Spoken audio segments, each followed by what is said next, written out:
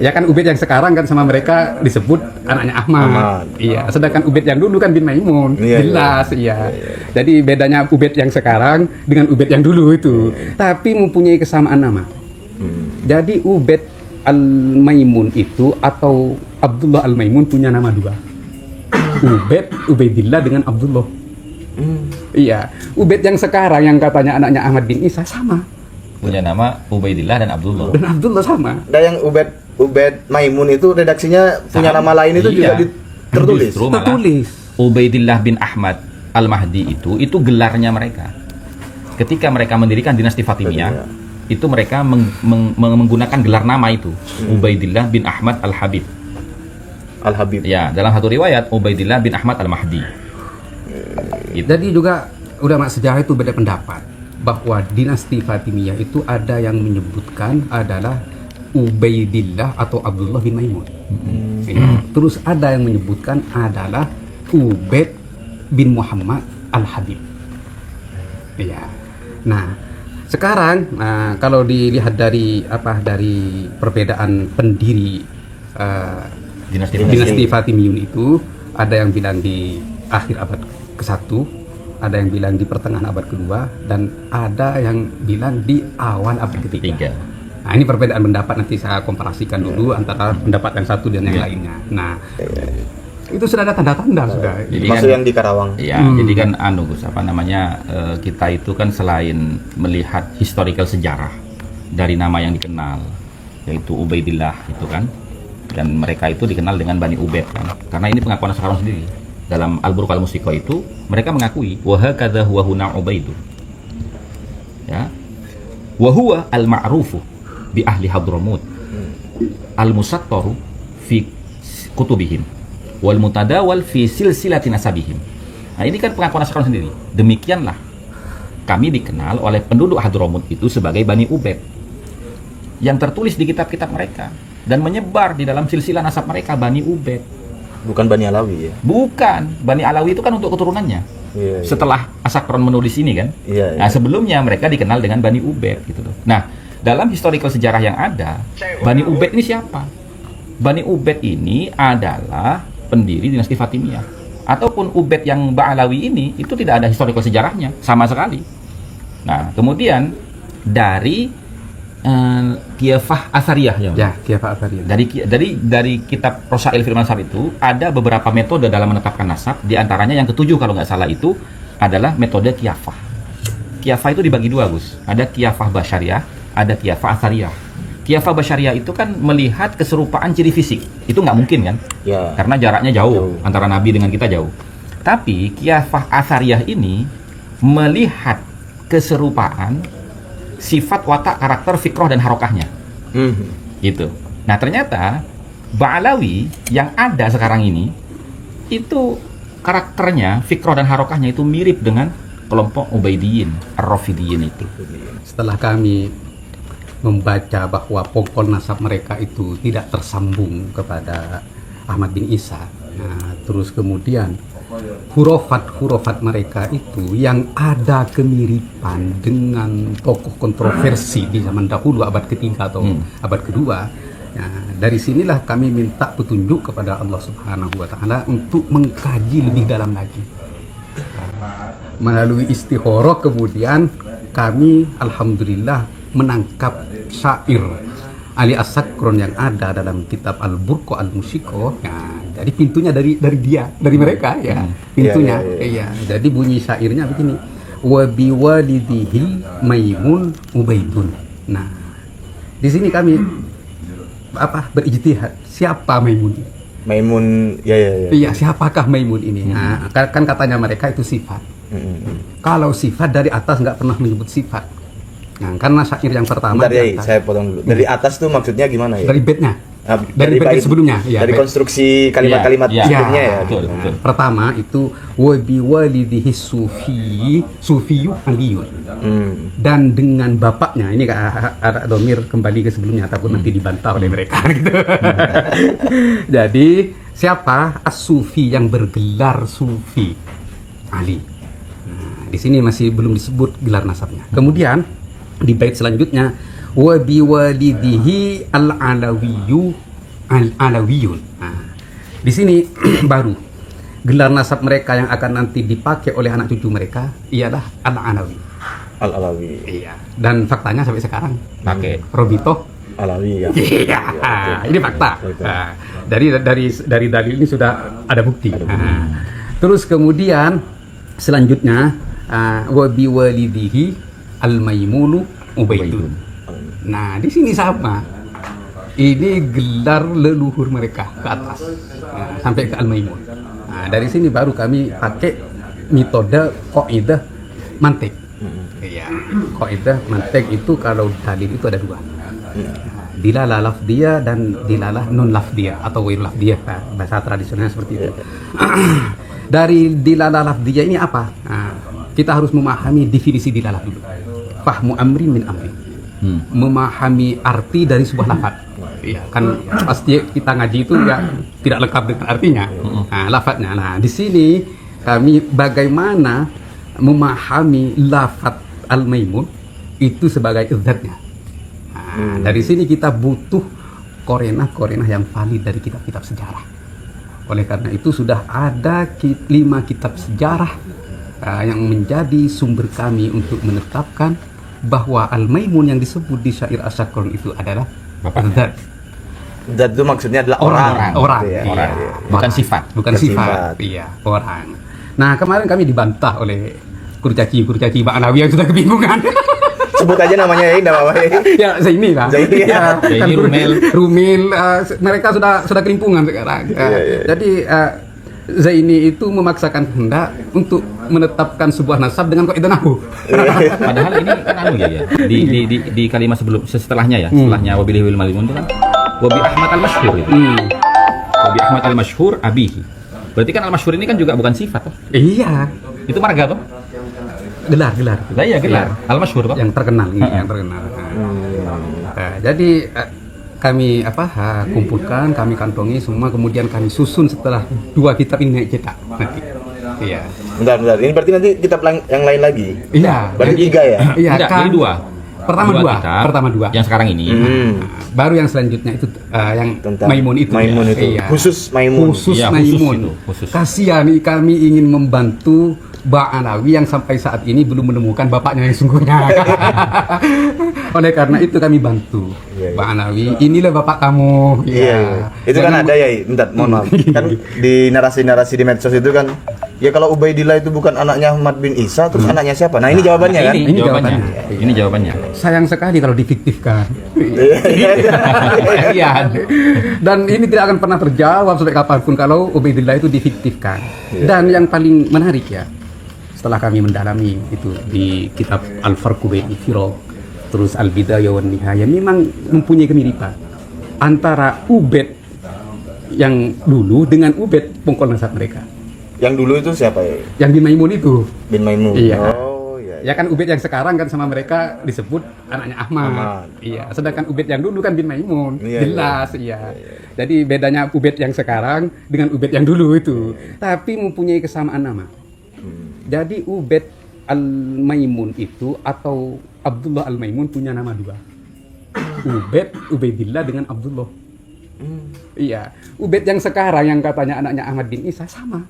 Punya nama Ubaidillah dan Abdullah. Dan Abdullah sama. Dan yang Ubaid Maimun itu redaksinya punya nama lain itu juga Iya. tertulis. Justru malah Tertulis. Ubaidillah bin Ahmad Al-Mahdi itu gelarnya mereka. Ketika mereka mendirikan dinasti Fatimiyah, itu mereka menggunakan gelar nama itu, Ubaidillah bin Ahmad Al-Habib. Al-Habib. Ya, dalam satu riwayat Ubaidillah bin Ahmad Al-Mahdi. Gitu. Jadi juga ulama sejarah itu beda pendapat bahwa dinasti Fatimiyah itu ada yang menyebutkan adalah Ubaidillah atau Abdullah bin Maimun. Ya. Terus ada yang menyebutkan adalah Ubaid bin Muhammad Al-Habib. Ya. Nah, sekarang kalau dilihat dari perbedaan pendiri dinasti Fatimiyun itu, ada yang bilang di akhir abad ke-1, ada yang bilang di pertengahan abad ke-2, dan ada yang bilang di awal abad ke-3. Nah, ini perbedaan pendapat, nanti saya komparasikan dulu antara pendapat yang satu dan yang lainnya. Nah, mungkin mungkin saya kesimpulan sementara. Mungkin ini pendiri awal, muassis. Iya. Terus yang abad ketiga itu adalah penerusnya dari muassis itu, sebelum kemudian dihancurkan oleh Salahuddin Al-Ayyubi yang atas saran dari Syekh Abdul Qadir Al-Jailani. Berarti, mohon maaf. Berarti ada Ubaid 1, Ubaid 2. Iya. Iya. Ada Ubaid 1, ada Ubaid 2, ada yang pendapat Ubaid itu ya bin Maimun itu gitu. Ya. Makanya di Ubaid 2 itu kemudian dinasti Al-Fatimiyah itu dirubah. Al-Ubaidiyah, Ar-Rafidiyah. Nah, yang berubah bukan mereka, tapi ulama-ulama sezaman. Ya. Karena apa? Akidahnya Ubaid itu yang menyimpang. Ya. Yang membunuh siapapun yang tidak sepaham dengan mereka. Saya sudah menulis satu biar gak terlalu panjang. Dari siapa yang dibunuh oleh Ubaid itu, karena tidak sependapat dengan.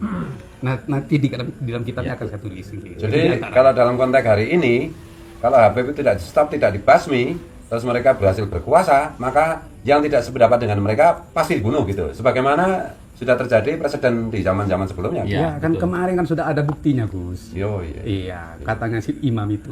Iya. Ada yang mau mendirikan laskar. Matiin katanya gitu. Iya. Itu. Itu nanggapi saya tapi nggak berani nyebut saya. Karena sekali nyebut nama saya dia terbakar. Pak. Jadi kalau orang awam Karena saya punya darah batu ampar. suruh matiin, berarti kan suruh bunuh, Gus. Iya. Iya. Itu sudah ada tanda-tanda sudah. Jadi Maksud kan- yang di Karawang. Iya, jadi kan Gus, kita itu kan selain melihat historical sejarah dari nama yang dikenal, yaitu Ubaidillah itu kan, dan mereka itu dikenal dengan Bani Ubaid kan, karena ini pengakuan sekarang sendiri dalam Al-Burq Al-Mustiqa itu mereka mengakui wa hakadha huwa huna Ubaidu, ya, wa huwa al-ma'rufu bi ahli Hadramut al-musattaru fi kutubihim wal mutadawal fi silsilati nasabihim. Nah, ini kan pengakuan sekarang sendiri. Demikianlah kami dikenal oleh penduduk Hadramut itu sebagai Bani Ubaid, yang tertulis di kitab-kitab mereka dan menyebar di dalam silsilah nasab mereka Bani Ubaid. Bukan Bani Alawi ya. Bukan, Bani Alawi itu kan untuk keturunannya. Iya. Setelah Asakron menulis ini kan. Iya. Nah, sebelumnya mereka dikenal dengan Bani Ubaid gitu loh. Nah, dalam historical sejarah yang ada, Bani Ubaid ini siapa? Bani Ubaid ini adalah pendiri dinasti Fatimiyah. Ataupun Ubaid yang Ba'alawi ini itu tidak ada historical sejarahnya sama sekali. Nah, kemudian dari Khilafah Athariyah ya. Ya, Khilafah Athariyah. Dari kitab Rosail Firman Sar itu ada beberapa metode dalam menetapkan nasab, di antaranya yang ketujuh kalau nggak salah itu adalah metode Khilafah. Khilafah itu dibagi dua, Gus. Ada Khilafah Basyariyah, ada Khilafah Athariyah. Khilafah Basyariyah itu kan melihat keserupaan ciri fisik. Itu nggak mungkin kan? Ya. Karena jaraknya jauh antara Nabi dengan kita jauh. Tapi Khilafah Athariyah ini melihat keserupaan sifat, watak, karakter, fikroh, dan harokahnya. Gitu. Nah, ternyata Ba'alawi yang ada sekarang ini itu karakternya, fikroh, dan harokahnya itu mirip dengan kelompok Ubaidiyin, Ar-Rafidiyin itu. Gitu. Dinasti Fatimiyah. Fatimiyah gitu. Nah, awalnya kan beliau nyampaikan ke saya waktu saya ke Madura kan, saya pulang kampung ke Madura, kemudian saya sowan kepada beliau di pesantren beliau Kota Ampar. Beliau cerita, Gus, saya itu sudah curiga. Jangan-jangan Ba'alawi ini adalah keturunan Ubaidillah bin Ahmad Al-Habib Fatimiyah. Saya bilang sama beliau, saya nggak berani ya, sebelum ada korinah, data pendukung. Nah, kemudian saya Mazen bilang juga, Gus, itu saya percaya 100% Gus. Nah, gitu. Nggak berani saya. Artinya saya disuruh speak up gitu loh. Saya nggak berani kalau nggak ada datanya. Nah, akhirnya saya pulang, saya istiqomah kan, live TikTok itu kan sama teman-teman. Terus saya ngomong, ayo teliti yuk ini yuk gini. Nah, teman-teman tuh ikut ngasih data ini Gus, Gus, coba baca Gus, kayaknya ada indikasi nih ya. Baca-baca. Nah, setelah saya yakin di situ, saya kabarkan kepada beliau, termasuk kepada saya Mazen. Akhirnya beliau, Gus, malam ini juga saya berangkat ke Jogja. Rasa penasaran sudah terobati. Pertanyaan sudah ada jawabannya. Iya, tapi melalui apa kan gitu. Iya, betul. Ya, melalui syairnya itu. Biar bukan kami yang menunjukkan sebenarnya, mereka. Kami hanya membantu mereka menemukan ayahnya yang hilang. Lah wong nyampe itu subuh, Gus. Nyampe di rumah subuh. Padahal saya sudah live itu kan semalam kan. Waktunya saya tidur habis sholat subuh kan. Beliau datang. Aduh. Ini Kiai Ja'far datang ini. Saya lihat jendela, wah bener kan bilang gitu datang. Udah. Saya bilang sama istri kan, siapin ini nih kopi-kopi nih. Beliau datang nih. Datang Kiai, ngopi dulu istirahat Kiai. Enggak usah istirahat Gus, ambil laptopnya duduk, tulis sekarang gitu. Waduh, seharian saya nggak tidur itu. Ponakan. Harus rela dibatal. Saya bilang begini, Paman, yang bermasalah ini Ba'alawi kok saya diganggu tidur kan? ini demi membantu mereka menemukan ayahnya. Berarti sayang banget sama Pak Ali ya. Ponakannya Ba'alawi Gus. Ponakannya kandung beliau. Iya. Ada juga enggak nanti bantahan tentang tidak tertulis bukan berarti tidak ada. Sudah ditulis, sudah ada. Sudah ada. Dengan dalilnya Iya. sudah. Gitu. Itu kan selalu diulang-ulang Iya. mana itu. Mencari celah. Justru yang saya katakan tadi, penyelewengan data juga pengkhianatan ilmiah ya. Karena beliau itu mengutip kalimat itu. Tidak ditulis pada semua kitab itu bukan berarti tidak ada. Walaupun si penulis kitab itu meyakini akan ketidakadaan orang yang tidak dia tulis. Kecuali kalau semua kitab yang muktabar di dalam disiplin ilmu nasab tidak satu pun menulis nama itu, berarti memang tidak ada orangnya. Gitu. Nah, itunya dipotong. Dipotong lagi. Sekarang kalau kajian Ubaid bin Maimun itu sudah terbit, berarti mereka tidak berani lagi berbicara.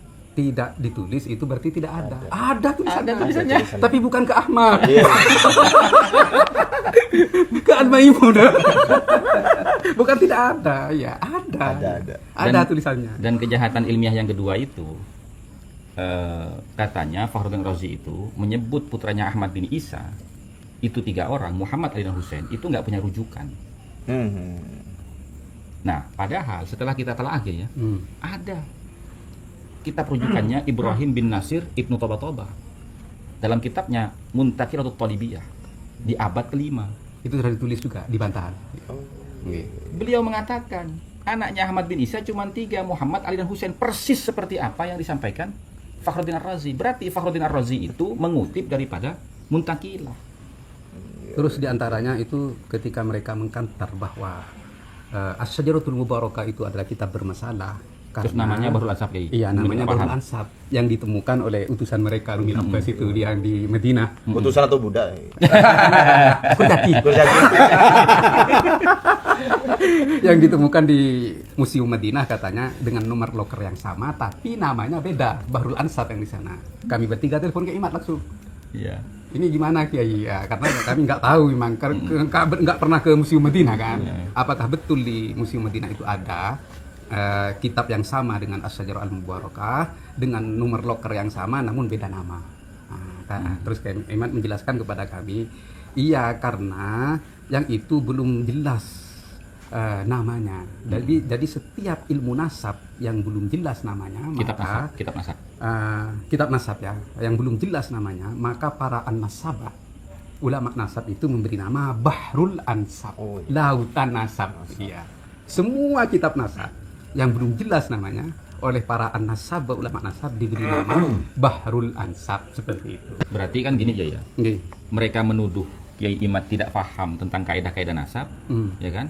Justru itu malah menjelaskan mereka lah yang tidak paham istilah ilmu nasab. Ya jelas Gus. Ya kan? Kan mereka ingin menetapkan nasab mereka dengan menggunakan kaidah suhra wal istifadah. Tapi suhra wal istifadahnya mereka itu teman-teman tidak memenuhi syarat yang 4 yang ditentukan. Oleh karena itu Wafi selalu berbicara ini bukan turuk tapi ini bukan surut, ini bukan surut tapi ini turuk. Katanya Wafi paham kaidah ilmu nasab. Bukan, paham kaidah ilmu usul. Usul ya. Ya bidangnya di pondoknya kan. Tapi dia tidak paham likulli turukin syurut. Iya. Dalam setiap turuk jalan itu pasti ada syaratnya. Makanya surah wal istifadah penuhi dulu syarat yang 4 itu. Begitu Gus. Betul. Iya. Jadi intinya tuh gini Gus. Semua kitab nasab itu disebut Bahrul Ansab. Ya. Semua kitab nasab itu disebut Bahrul Ansab dalam istilah ilmu nasab. Seperti fikih. Mau kita sulam mau kita apa namanya Fathul Qorib atau kitab Muhadzab atau kitab apa namanya Fathul Mu'in, itu kan semuanya disebut kitab fikih. Kalau kitab nasab semuanya itu disebut Bahrul Ansab. Nah, makanya itu kan Bahrul Ansab al-musamma bisyajaratil mubarakah. Ini kitab Bahrul Ansab yang diberi nama syajarah mubarakah. Mereka tuh tidak paham. Seakan-akan kalau seumpamanya mereka paham ya, berarti ini kan kejahatan ilmiah. Mau membodohi umat, seakan-akan ini bukan syajarah mubarakah namanya, ini Bahrul Ansab ini. Gitu. Dan itu dilakukan secara sengaja. Sengaja. Karena tertulis di kitabnya. Dan memang tidak paham, memang apa atau pura-pura tidak paham. Ketika Kiai Iman itu menuntut kitab sezaman, ya, itu dijawab tidak ilmiah, menjiplak tokoh orientalis. Padahal ini bagian dari kaidah nasab.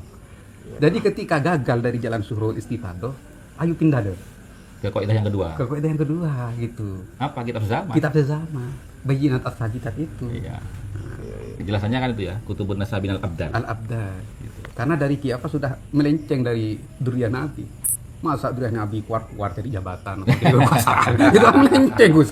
Oke. Masa dawir.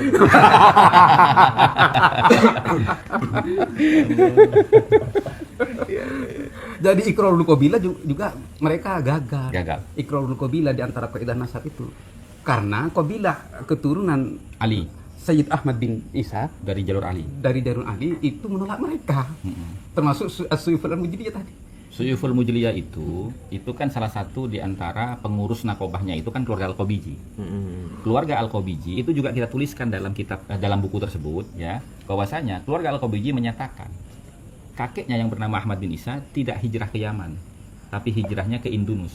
Indunus ini mana? Indunus ini adalah sebuah lembah yang dikenal dengan lembah Sind, daerah perbatasan Pakistan India, Gus. Nah, kemudian kembali ke Basrah, wafat di Basrah. Dan makamnya itu ada di Najaf. Ahmad bin Isa itu ditetapkan sudah ratusan tahun yang lalu. Sementara makamnya Ahmad bin Isa yang ada di Husaisah itu kan baru 300 tahun yang lalu mereka ngomong gitu. Dan itu pun ditemukan bukan berdasarkan alamatul wadihat, tapi bisyubuhat. Kenapa syubuhat? Karena ronsen. Ronsen makam. Iya, itu. Dan dipraktekin di Indonesia. Nah, Iya. itu. Kuburan palsu. Dan ada kitab, Gus, namanya kitab Kuburiyah. Itu ditulis oleh orang Yaman. Yaman Balawi atau Yaman, orang Yaman, sejarawan Yaman. Bahwasanya Bani Ubaid ini memang orang yang suka membuat kuburan dan menghias kuburan. Gimana bilangnya? Menarik. Udah apa ya, dibuka. Iyalah, buka. Dalam kitab Al-Kuburiyah itu salah satu referensi yang kami jadikan acuan untuk meneliti Ahmad bin Isa Ubaidillah itu, dikatakan Bani Ubaid itu ya adalah orang-orang yang biasa suka membuat makam dan menghias kuburan. Membuat itu maksudnya makam palsu gitu? Iya. Mengada-ngada. Mengada-ngadakan. Iya. Membuat makam palsu Nggih. dan menghias gitu. Nah, itu kan Kiafa Athariyahnya kena itu sudah. Makanya judulnya Al-Kuburiyah. Kuburan. Made in Pekalongan.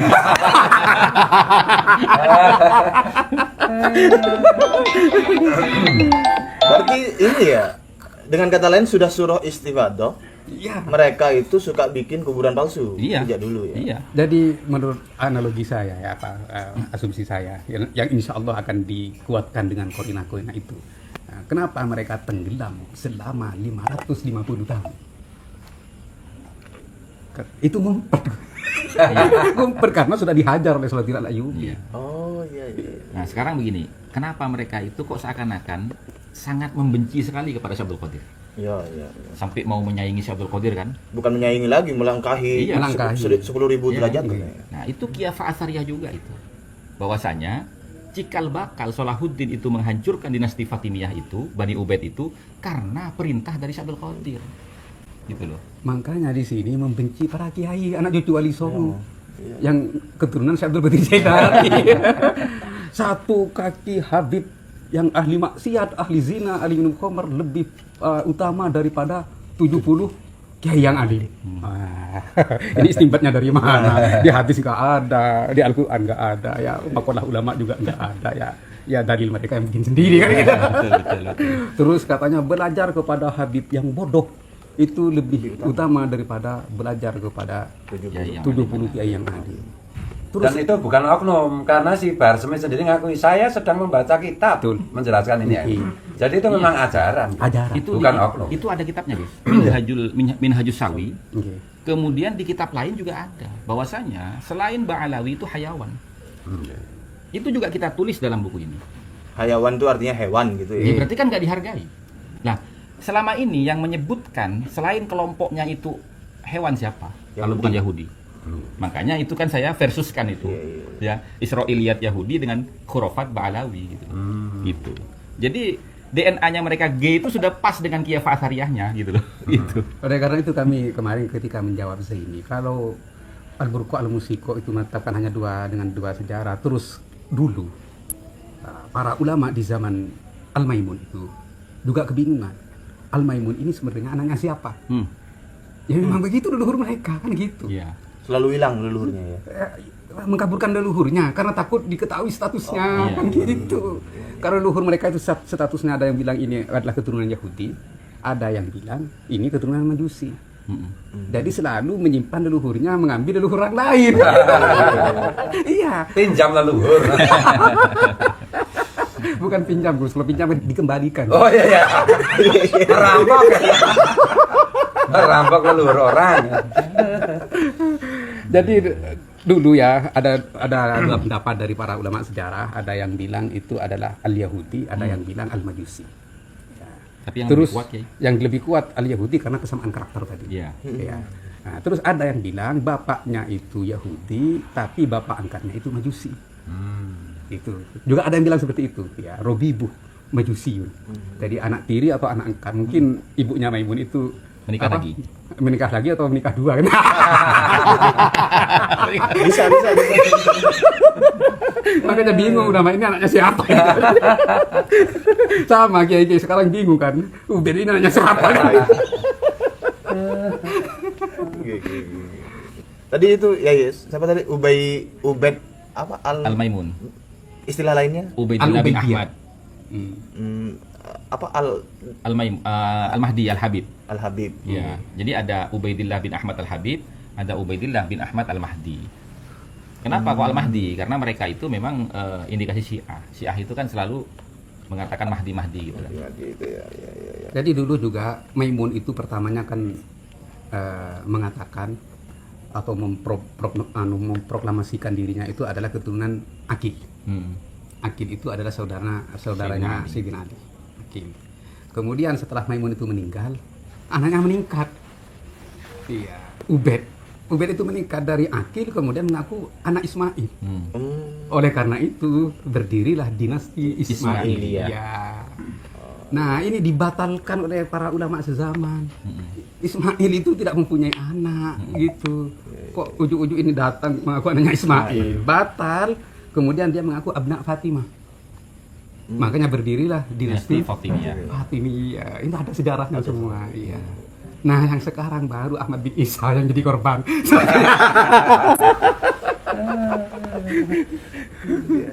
Tapi sebelum Ahmad bin Isa itu pindah-pindah pertamanya. Ke Bani Lahdal. Lalu kemana? Ya, memang begitulah.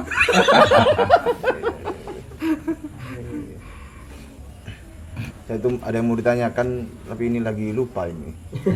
Tadi itu loh yang pertama tuh ya, Ubaidillah Habib. Bukan istilahnya. Al-Mahdi. Al-Ubaidiyah Ar-Rafidiyah itu. Bukan. Maimun. Yang ada di bagian terakhir buku jenengan apa tadi? Oh iya di itu Di closing penutupan statement itu. dulu nanti ya. Iya, Ubaidillah. Ubaidillah bin Maimun Al-Qaddah. Al-Qaddah. Al-Qaddah. Al-Qaddah itu apa ininya? Maksudnya Al-Qaddah. Al-Qaddah itu Gelarnya Maimun itu. pekerjaan. Oh. Iya, sering membuat panah itu. Iya. Sering membuat senjata dia. Sebutnya Al-Qaddah. Al-Qaddah. Itu ada nanti ya dijelaskan Ada, secara dijelaskan. detail di buku yang kedua. Ketiga. Ketiga. Iya, buku yang khusus untuk Maimun. Maimun itu. Ya. Kalau yang di Keabsahan Nasab Alawi itu di akhir buku itu kita hanya sepil sedikit saja gitu. Yang sudah siap lengkap itu bukunya pertama dan kedua ya. Iya. Jadi ada yang batal apa itu? Ketidakabsahan. Ketidakabsahan nasab Nasab Habib Alawi, Alwi. ya. Yang kedua itu khurafat itu ya. Ya. Terus yang ketiga ini tentang nanti bahas Khusus Ubaidiyah. Ubaidiyah itu. Ya. Kajian. Kajian ya. Ya. Tapi ini yang ketiga belum Belum, diteruskan. kita masih nyari data pendukung yang betul-betul valid dan tidak bisa dibantah gitu. Tapi data-datanya sudah dikantongi. Ya, sudah. Tinggal menyusun. Ya, satu lagi, ini kan kalau di medsos itu kan yang bergulir itu juga mereka itu mengatakan tunjukkan mana nakobah yang membatalkan nasabah alwi kan gitu. Berarti ada kan tadi yang Sudah, membatalkan? di dalam buku itu saya sebutkan. Berbentuk buku. Silakan baca bukunya. Berarti ada kan? Iya, ada. Iya, iya. Berarti ya sudah, berarti seluruh argumentasi mereka terjawab semua ya. Iya. Terjawab semua. Makanya kan kenapa saya sering mengatakan ya, bagi teman-teman dan pemirsa yang memang punya kedekatan emosional dengan Habib atau berteman, bersahabat ya, silakan tanya, mana buku nasabnya, Bib? Pasti yang dikeluarkan oleh mereka itu dari Robitul Alawiyah. Mereka bikin cetak buku sendiri, stempel sendiri, tanda tangan sendiri. Tidak melibatkan nakobah-nakobah internasional. Itu sudah indikasi.